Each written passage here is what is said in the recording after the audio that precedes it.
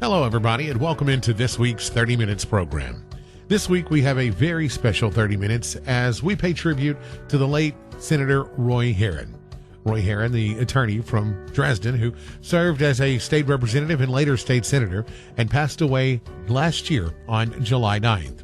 This is an excerpt from his speech at UT Martin several years ago titled Faith in Politics, and we hope you enjoy this week's tribute to the late Roy Herron here on 30 Minutes. Thank you all for being here. I know that some of you here expect to get extra credit, and I want you to know you get extra credit with me in addition to whatever academic credit you might get.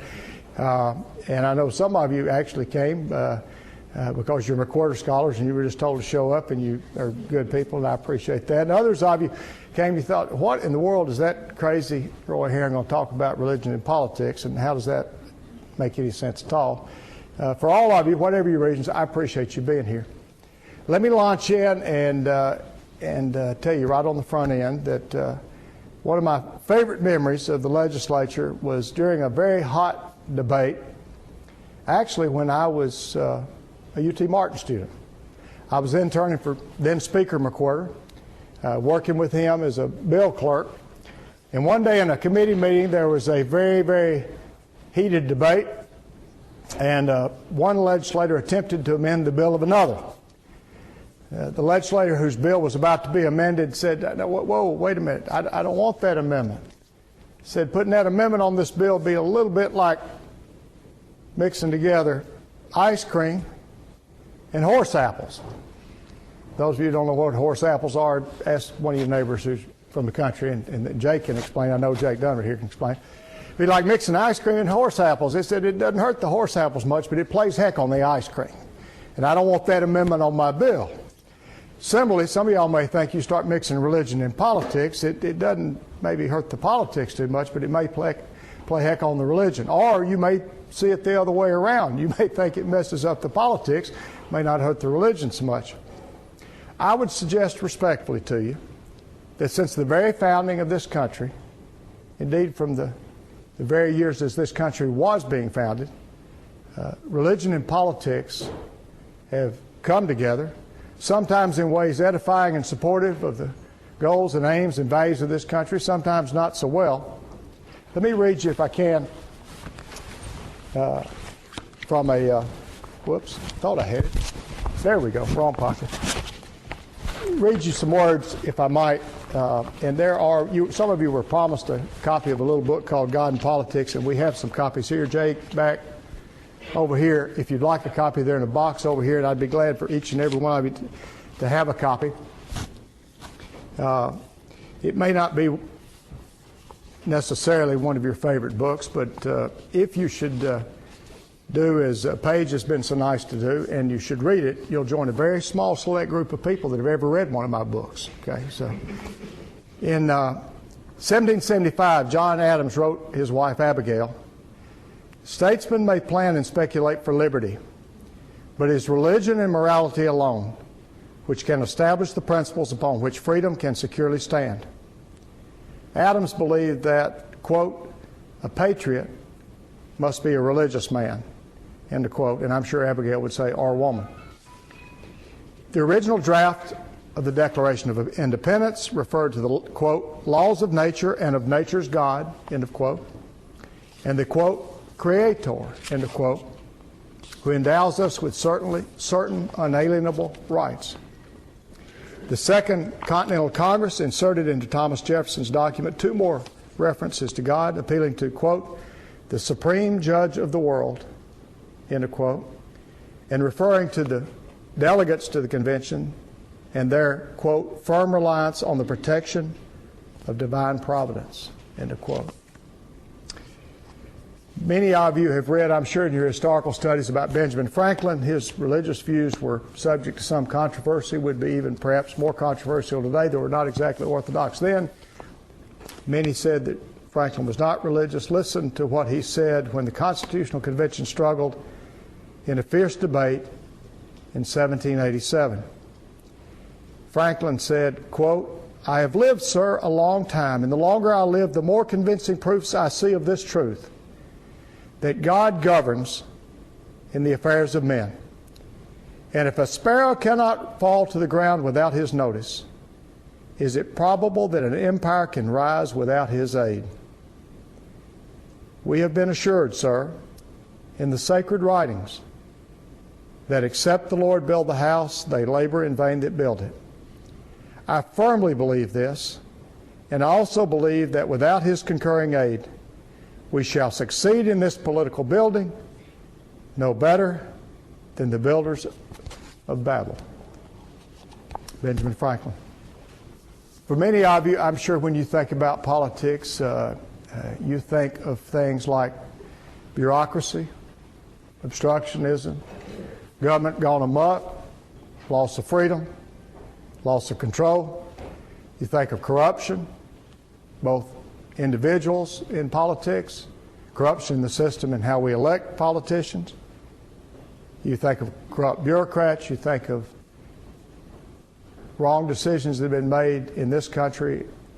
When you think of politics, you think of things that are nasty and really not the sort of things you'd really want to talk about with somebody that you liked or thought was of high moral character. On the other hand, some of you may be closer to the views of my friend, late friend Annabelle Clement O'Brien, who was essentially was the governor of Tennessee during the last of Frank Clement's terms when her brother was the governor of Tennessee. Annabelle also was the first woman to chair a Senate committee in Nashville.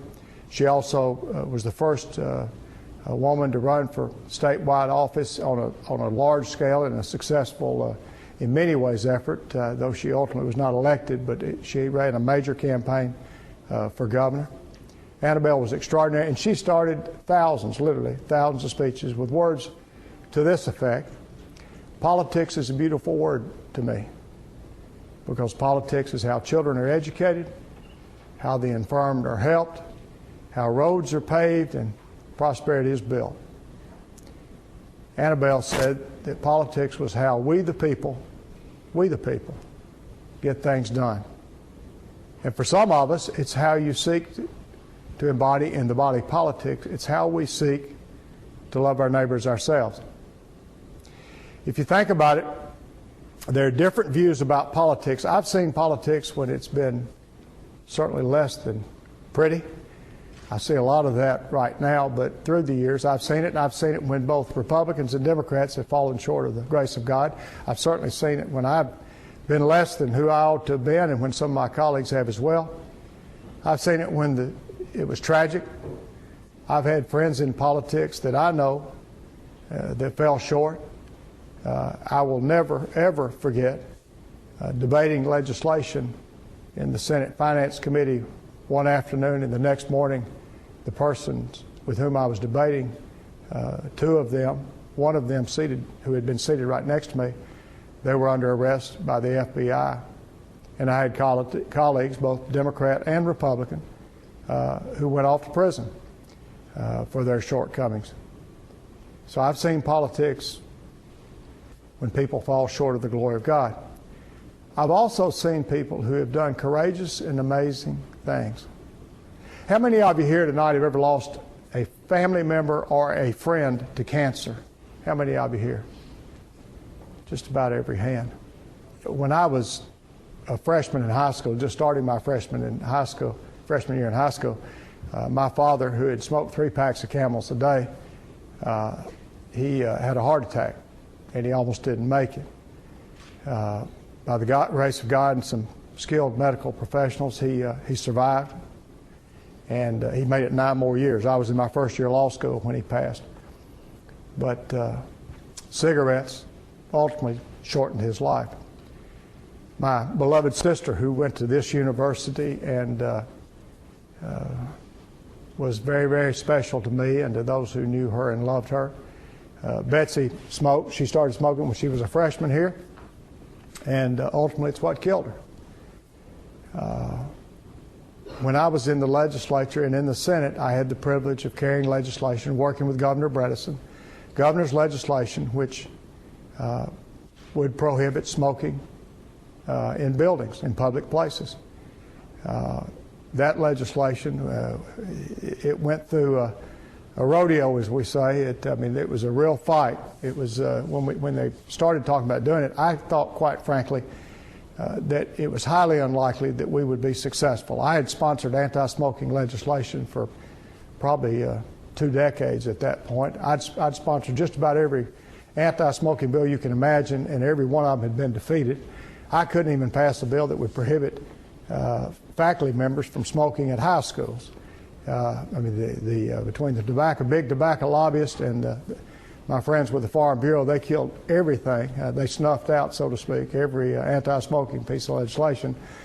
But we also managed, ultimately, to pass legislation that prohibits smoking in virtually every public place in Tennessee. We did that, and ladies and gentlemen, as a direct result of that legislation, it means that each and every year, literally thousands of Tennesseans will not die prematurely because of secondhand cigarette smoke, and more thousands of Tennesseans will not die because they are helped in reducing their smoking or in stopping altogether. For those who've worked in places where they were subjected to cigarette smoke, whether they wanted to be or not, they will have less lung cancer, they'll have less of other forms of cancer, less heart disease, less emphysema. They will be healthier. And some of those people will be you. All of us will benefit from it. Some of us, it will preserve and lengthen our lives. That politics passed that legislation. Working in the legislature with the governor's leadership, we were able to pass that. We were able to, literally, to save human life. The passage that comes to me, and it's often quoted, though sometimes perhaps not followed, is the passage from Deuteronomy 30. Some of you may be familiar with it. Moses says the word of the Lord to the people of Israel, I have set before you this day life and death, the blessing and the curse. Therefore choose life, that you and your children may live. Politics gives us an opportunity to choose life for us and our children and generations yet to come. And there are ways that we see that happen. Politics also lets us work for justice. Some of you be familiar with the cry of the 8th century prophet, let justice roll down like waters and righteousness like an ever-flowing stream. In the legislature, one of the things we got to fight for, and one of the things that the governor gets to work for in politics is for justice. And in some instances, that's meant trying to make sure that criminals are punished appropriately and prevented from committing other crimes. In some instances, it's trying to make sure that victims are compensated appropriately.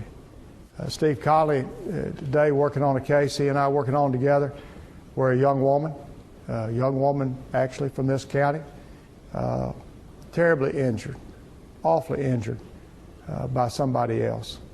And we're seeking to make sure that she is appropriately compensated, and some of her wounds are made whole, if you would, through the justice system. Legislators make decisions. Governors get to influence those decisions in deciding what kind of civil justice system will we have. Will we make sure that those who are injured really be made whole, or will we protect the wrongdoers? Those are issues being fought over every day in Nashville right now. And politics is part of how we get to work for justice, if we so choose. And then there's the very liberty that you enjoy. Liberty in different ways. John reminds me of both negative and positive forms of liberty, and can probably articulate far better than I can the theories of Dworkin and others. But we get to work for liberty and protecting our basic liberties. The freedom I have to speak here, the freedom you have to gather here as part of that freedom of assembly, the freedom we have to worship as we see fit, the freedom we have to protest when our government messes up or we think that it does. All of those are freedoms that are guaranteed by the Constitution, protected by the courts, but they continue to exist and survive and indeed thrive only when folks in politics make sure that those freedoms continue to exist. I've seen government do things that hurt me and quite frankly do harm to others. Yesterday in Nashville, in a committee in the House in a nearly straight party line vote, the decision was made not to let 330,000 Tennesseans have access to health care, when we could have done that with 100% federal funding.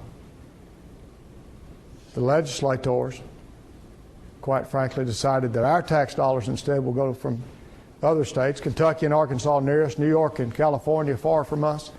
Our tax dollars will go elsewhere, and their citizens will have access to health care. But 330,000 working Tennesseans and their children will not have access to health care because we will not accept the federal funding. All we have to do is cash the check. Literally, all we have to do is cash the check. For the next 3 years, it's 100% federal funding. Don't have to continue the program beyond that if we decide not to, depending on what the funding levels are. What it means, ladies and gentlemen, is that next year, when 180,000 people would be signed up as the program's begun, next year about 1,000 Tennesseans will die prematurely because they don't have access to health care.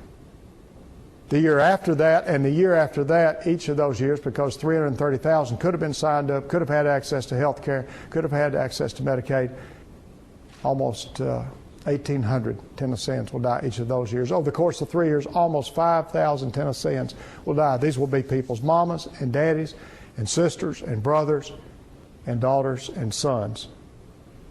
You say, well, people can go to the emergency room. And you can. And if I fall down with a heart attack tonight and I don't have health insurance and you rush me over to the hospital, somebody will stabilize me and take care of me. But if what I need is a rotor-rooter or some kind of major surgery and I don't have health insurance, they don't give that away. And I'm not going to get that.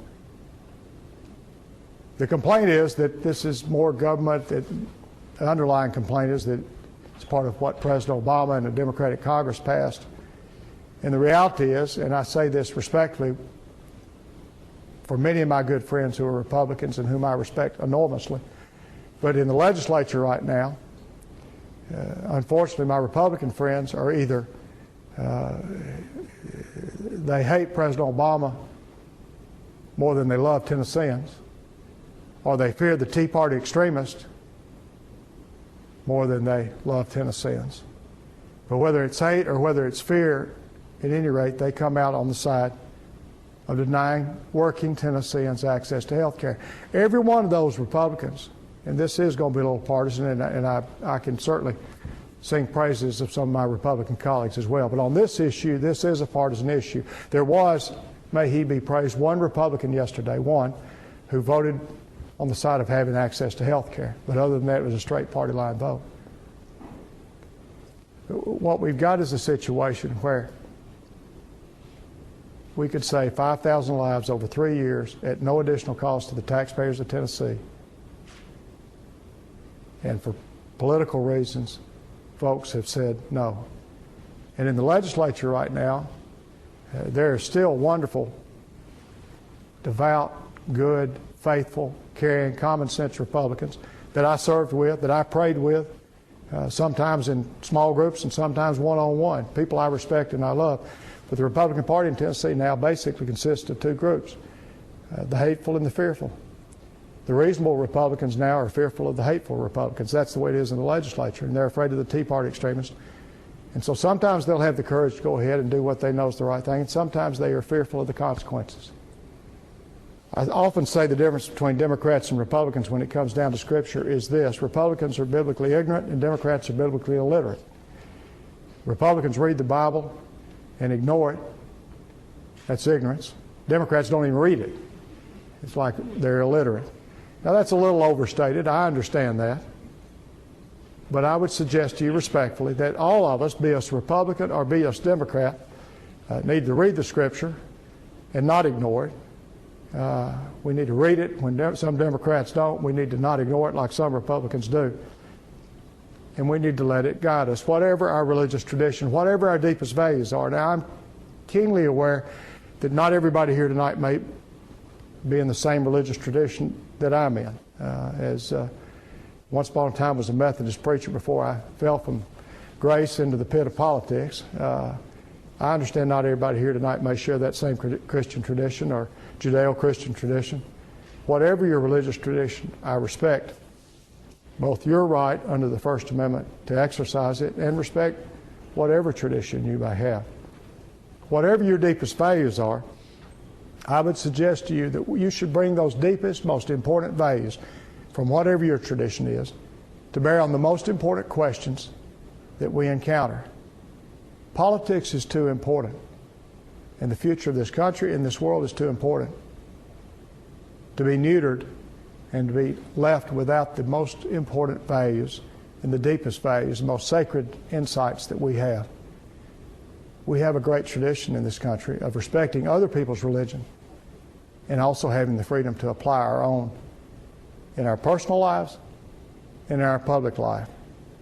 Whether it's Franklin or Adams or Washington or others, there is a great tradition in this country of respecting others' religious traditions, but being sure that we bring our own to guide us as a country and as a people. Let me pause here. They were jackhammering earlier. If you didn't get to hear them busting up the concrete and so forth, you may hear it again shortly. And I don't want to cut off the time that we have for questions and answers. I'll be glad to try to respond to your questions. Let me offer this caveat. When I was running for office the first time, running for the legislature, I went to see Congressman Ed Jones, John Tanner's predecessor, and I said, "Mr. Ed, do you have any advice for me?" He said, "Yeah, Roy, I sure do. If they ask you a question and it's too tough, you just pat them on the arm and tell them, I'm all right on that. I'm all right on that." So you may ask me a question that's too tough, and I have to tell you I'm all right on that. But when I do, you laugh and smile, and I might try to answer it even so if you push me a little bit. Are there questions among you, particularly any of those that get extra credit for asking questions? John? Senator Herron, so good to see you, sir. It's great to see you. Yes. This is my firstborn son, John, for those of you that don't know that. I'm going to claim him now before he reams me or guts me or cuts me apart. This is actually a good segue into my question. You were talking about how to be a person of faith and participate in politics with respect and acknowledging the fact that we do have a pluralistic society in this country, and that's what makes this country so great. With respect to my libertarian friends, there's been a disturbing trend among Democrats, but mostly I feel driven by the Tea Party of since 9/11 of Islamophobia in this country. We've seen the Murfreesboro Mosque saga that is still being litigated. I think it's still the scars. Lord knows how long it will take the scars to heal. What is your perspective on how a faithful Democrat or whatever tradition should deal with those issues of religious minorities and pluralism? I think I think I may have misheard you, John. I think you said mostly among Democrats. I think maybe you meant to say mostly driven by the Tea Party, but some. It's probably Islamophobia is doubtless bipartisan. I think that's exactly right. There's plenty of prejudice to go around. No shortage of it, that's for sure. I think the most inspiring thing I've seen in the midst of some very disturbing things. Any of you from Shelby County here? How many from Shelby County? See at least a couple of folks here from Shelby County. There's a church in Shelby County. Steve Stone, isn't it Stone, Nance? Isn't that is the pastor? Some of y'all may have heard about him, read about him. Steve pastors a Methodist church in Shelby County in East Memphis, out that way. And when a congregation in the Islamic tradition proposed to set up across the street, Steve reached out to their minister, if you would, and offered the use of the Methodist church until they got their sanctuary built. That kind of warmth and acceptance and support and desire to understand other people who have different understandings, it sent such a message of hope that literally there were people all over the world that were talking about it. And in countries where we have managed to create a great deal of enmity, and some would say even engender additional terrorists, there were people who were given hope by that kind of message of love. Whatever you think about Jesus, and I'm sure we have a lot of different opinions tonight, but whatever he was about love. And as far as I can tell, somebody correct me if you're a better scripture scholar than I don't think he left anybody out. When you go to the woman at the well, when you include tax collectors, my goodness, surely all of us can agree if he loved tax collectors, libertarians, liberal Democrats, wherever you are, if he loves tax collectors and prostitutes and Pharisees and everybody, I just don't know that he left anybody out, even, at least to my way of thinking, even loves the likes of me and other sinners. What was on the sign? Wasn't it welcome to the neighborhood? Yeah. Put on the sign, and that ran in Al Jazeera and every other publication in the Muslim world, that the sign in front of the church. That's exactly right. But you asked me to repeat the questions. Did I fail? I apologize. Are you able to get it? Okay, good. Yeah, that's exactly right, John. And, there's way too much prejudice, way too much hate, and it's way too easy, the politics of it, to play up prejudice. We've seen that for a long time. Some of us who are older and grayer saw it. When I was a student here, two of my closest friends, one was Republican, and one was African American, and some of y'all participated in Tennessee Intercollegiate State Legislature. We went to Tissel, and we came home late Saturday night, stayed in Dresden at our home, and that Sunday morning I woke up and I realized that I didn't ever remember seeing an African American in our sanctuary at First Methodist Church in Dresden. This is 1974 or 5. And I knew that if I just had a Republican with me, we'd go to church, but I didn't know about my African American friend, and so I went back to talk to Mom and Dad. Dad was a judge, elected official at that time. I realized there was some sensitivity to all this.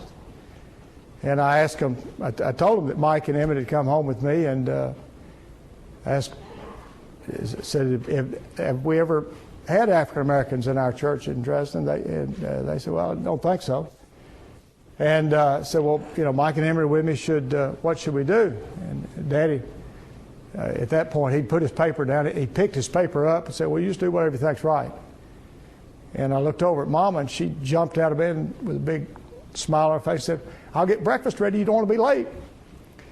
And so she got breakfast ready, and we got to church, and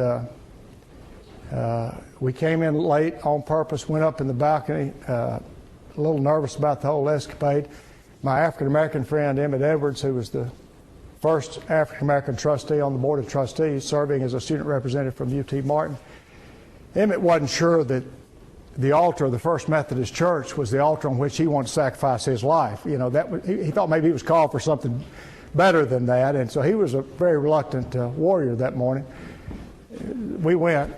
As soon as the service ended, man, we hit the stairs. We were going to try to get out of there before we got caught. Had to get intercepted by anybody. And a little lady, Linda, you remember Ivania Fisher, about this tall, gray-haired, probably at that time 75 years old. She wore high heels about this tall, always dressed up, looked like she, just as, I never saw her when she wasn't dressed up, and a very attractive woman, even in her 70s. Well, we're headed, we get down to fixing to head out the door, and Miss Ivania comes right across and catches us, and before we can get out the door, she says, Roy introduced me to your friend, and she ignores Mike, who's about 6'4", and zeroes in on Emmett, who's about 6'5", and the next thing we knew, we were surrounded by folks, and to a person, every person that came up to us was warm and gracious and kind and good. But it's pretty amazing to think that, I was 20 years old, maybe 19 or 20 years old, and a student at UT Martin when we desegregated the First Methodist Church. That was the late Senator Roy Herron. Thank you for joining us this week on 30 Minutes as we pay tribute to the late senator who passed away on July 9th last year. This has been Kevin Bartholomew with 30 Minutes pre-recorded. You've been listening to 30 Minutes, a community affairs program on Thunderbolt Radio. You can listen to this broadcast and others anytime by visiting thunderboltradio.com and following the Thunderbolt Radio and Digital YouTube page. Thanks for listening.